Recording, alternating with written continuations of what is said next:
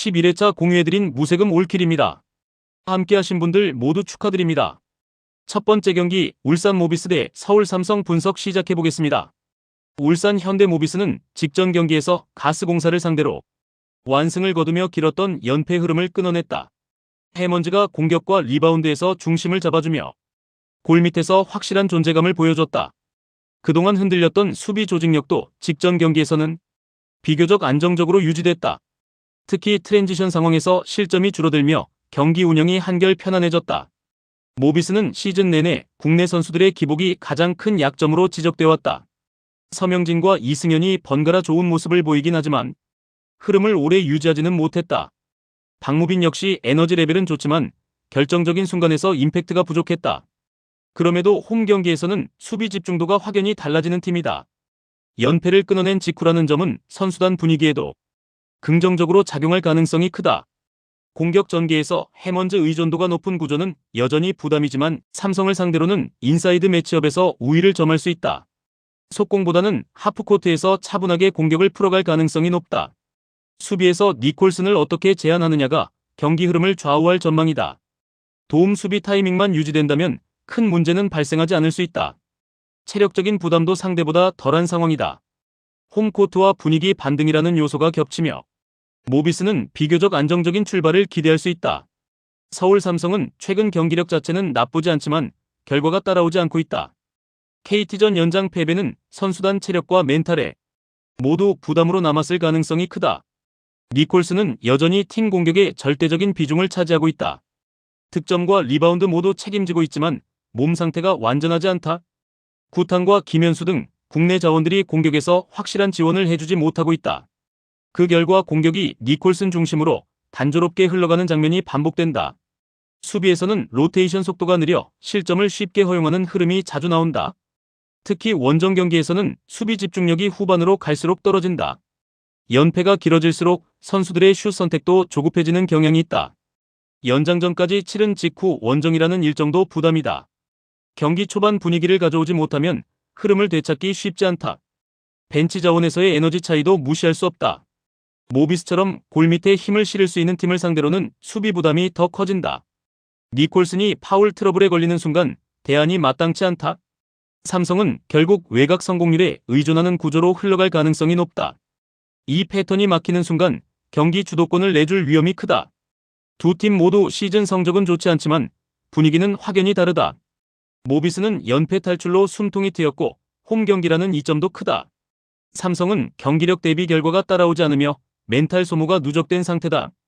인사이드 매치업과 체력 요소에서 모비스가 조금 더 안정적이다. 접전 가능성은 있지만 흐름은 홈팀 쪽으로 기울 가능성이 높다. 두 번째 경기 포항 스틸러스 대 간바 오사카 분석 시작해보겠습니다. 포항은 박태하 감독 체제에서 조직력과 압박 강도가 확실한 팀 컬러로 자리 잡았다. 홈 스틸야드에서는 상대를 가리지 않고 강한 에너지를 뿜어낸다. 전방 압박을 통해 상대 빌드업을 끊어내는 장면이 자주 연출된다.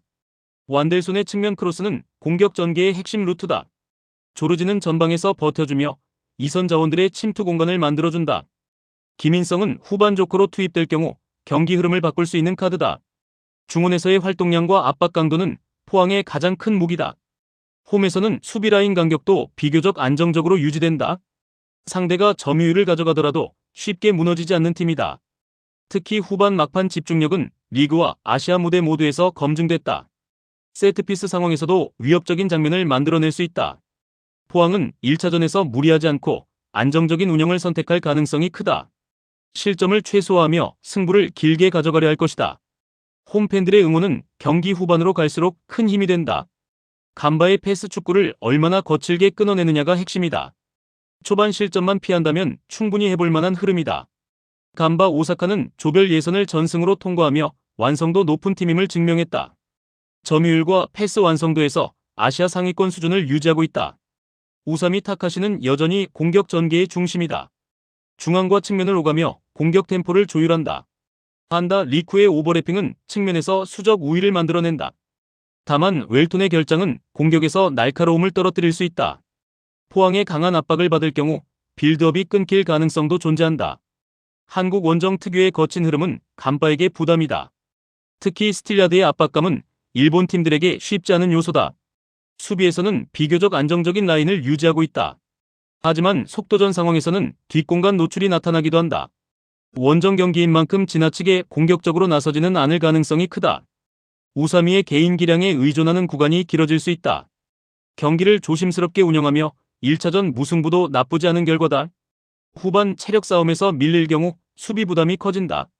간바는 실리를 택하는 운영으로 접근할 가능성이 높다. 전력만 놓고 보면 간바가 한 수 위인 것은 분명하다. 하지만 포항의 홈 경기력과 압박 강도는 계산에 넣어야 한다. 1차전 특성상 두 팀 모두 리스크를 크게 가져가진 않을 가능성이 크다. 포항의 뒷심과 간바의 안정적인 점유율이 충돌하는 구도다. 큰 득점 없이 팽팽한 흐름이 이어질 가능성이 높다. 세 번째 경기 방콕 유나이티드 대 메가서 분석 시작해보겠습니다. 방콕 유나이티드는 홈에서 템포를 끌어올리는 운영에 능한 팀이다. 태국 특유의 빠른 패스와 발재간은 상대를 지치게 만든다. 습하고 더운 환경은 홈팀에게 절대적인 이점이다. 에베르토는 수비와 세트피스에서 중심을 잡아준다. 공중볼 경합에서 쉽게 밀리지 않는 점은 긍정적이다. 티티파는 중원에서 활동량으로 상대를 압박한다. 홈 경기에서는 공격 전개 속도가 한층 빨라진다. 상대 수비가 정비되기 전에 슈팅까지 연결하는 장면이 많다. 방콕은 1차전에서 승리를 반드시 노려야 하는 입장이다. 그래서 초반부터 적극적으로 라인을 끌어올릴 가능성이 높다. 측면에서 수적 우위를 만들며 크로스를 시도할 것이다. 중앙보다는 측면 위주의 공격 전개가 예상된다. 수비에서도 홈에서는 집중력이 비교적 안정적이다. 실점 관리만 된다면 흐름을 길게 가져갈 수 있다. 메가서의 피지컬을 얼마나 흔들 수 있느냐가 관건이다. 전체적인 에너지 레벨은 홈팀이 앞선다. 메가서는 어리그에서 단단한 피지컬을 앞세운 팀이다. 세트피스와 공중볼에서 강점을 지닌 전형적인 호주팀이다. 소연은 박스 안에서 확실한 마무리를 기대할 수 있는 자원이다. 쿠로토 골키퍼는 원정 경기에서 중요한 변수다. 하지만 태국 원정은 체력적으로 큰 부담이다. 습도와 기온 적응이 쉽지 않다. 장거리 이동 여파도 무시할 수 없다. 그래서 공격 전개 속도가 평소보다 느려질 가능성이 있다. 수비 블록을 낮추고 실리를 택할 확률이 높다. 라인을 내리면 방콕의 빠른 패스에 흔들릴 수 있다.